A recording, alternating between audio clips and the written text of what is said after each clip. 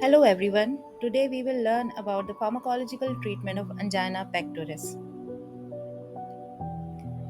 Angina pectoris is a chest pain or discomfort that occurs when the heart muscle doesn't get enough oxygen rich blood supply due to narrowed or blocked coronary arteries. It often feels like pressure, heaviness, or squeezing in the chest, and it may radiate to the arm, neck, jaw, or back. There are three types of angina: stable angina, which is predictable chest pain that occurs with exertion, stress, or heavy meals, and it is relieved by rest. Unstable angina is a sudden or worsening chest pain that can occur at rest and it is less predictable and indicates a higher risk of myocardial infarction. Variant angina, it is a chest pain caused by a temporary spasm of coronary artery, often occurring at rest, and it occurs typically in cycles.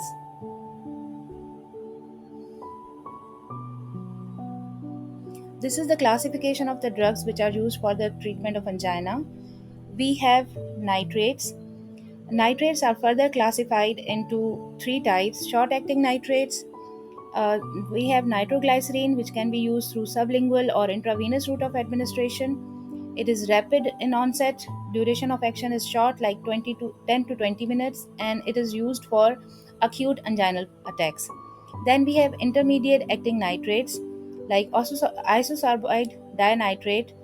They can be used through the oral or sublingual route of administration. They are slower in onset and their duration of action is longer than the short acting one. Their duration of action is around 20 to 30 minutes. Then we have long acting nitrates like isosorbide mononitrate. They are used through the oral and transdermal route of administration. Their duration of action is long. Their duration of action is around 8 to 10 hours, and they can be used for the prophylaxis of angina. Then we have beta blockers. They are classified into further subgroups like we have non-selective beta blockers which will act on both beta 1 and beta 2 receptors like propranolol, nadolol, timolol. We have cardioselective beta blockers like metoprolol, atenolol. They only act on the beta 1 receptor. That is why they are cardioselective. And then we have beta blockers with additional vasodilator properties like corvidolol, beta, which blocks the beta and alpha receptors, nebivolol, which blocks the beta receptors and also releases the nitric oxide. Then we have calcium channel blockers, and we can divide calcium channel blockers into dihydropyridine, which are mainly vasodilators like nifedipine, and we have non-dihydropyridines like verapamil and deltazim. They decreases the heart rate and reduces the contractility of the heart. Then we have two newer agents, ranolazine and ivabradine. Now, nitrates, they are powerful vasodilators. They increases the blood supply to the heart. Beta blockers reduces the workload on the heart. They reduces the heart rate and contractility. And calcium channel blockers reduces the influx of calcium.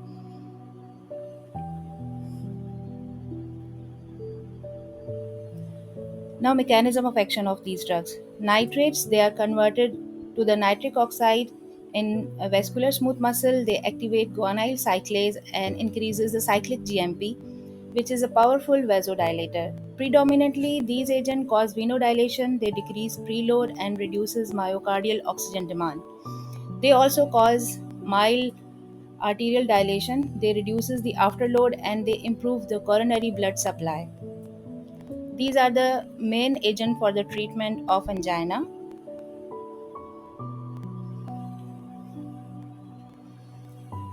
Beta blockers are the drug that blocks the beta receptors in the heart. They reduces heart rate, they reduces the contractility of the heart. Overall, they reduces the myocardial oxygen demand and also increase diastolic filling time and may improve coronary perfusion.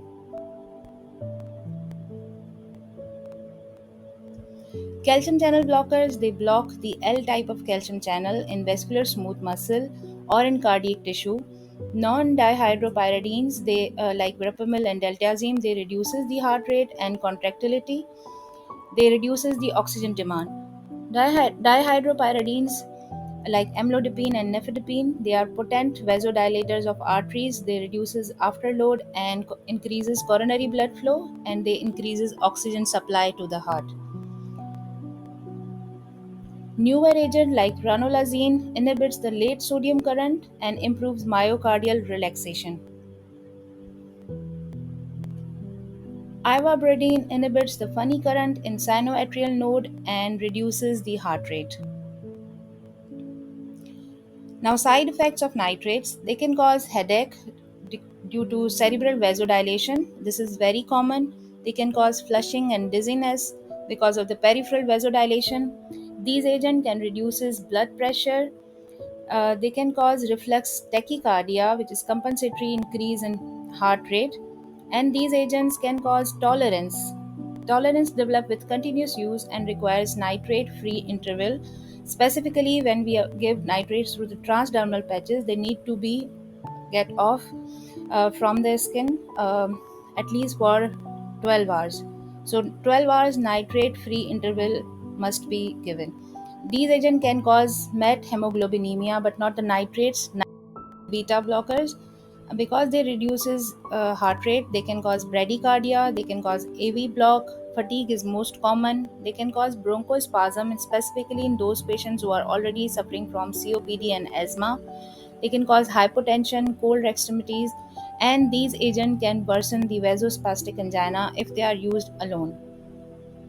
Side effects of calcium channel blockers are like constipation, they can cause pedal edema, flushing, dizziness, headache, and hypotension. Thank you so much for watching. Please like and subscribe to the channel and give me your feedback. Thank you.